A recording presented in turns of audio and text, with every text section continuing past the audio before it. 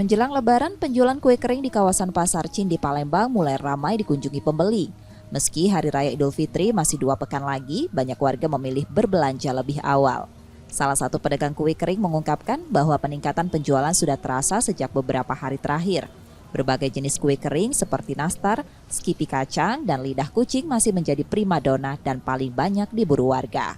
Untuk harga, nastar dibanderol Rp160.000 hingga Rp250.000 per kilogram. Skipi kacang dijual Rp160.000 per kilogram, sementara lidah kucing seharga Rp150.000 per kilogram. Para pedagang optimistis penjualan tahun ini bisa meningkat hingga 70% dibandingkan tahun sebelumnya. Biasanya setelah menerima tunjangan hari raya, warga akan semakin banyak berbelanja. Aku rasa peningkatannya dari yang lama ya. Ya Bu. Kalau sekarang bisa meningkat sampai 5% lah. Kayaknya udah rame, ini kan udah buyur orang beli-beli ini kan. Tradisi, kalau dapat THR baru belanja, baru rame pasar.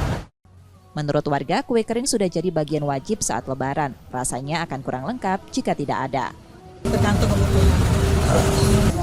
Nanas, yang keju itu ya, kacang.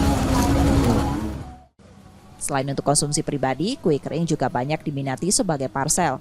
Harga parsel berkisar antara Rp230.000 hingga Rp300.000, tergantung jenis kue yang dipilih. Nur Muhammad, Kompas TV, Palembang, Sumatera Selatan.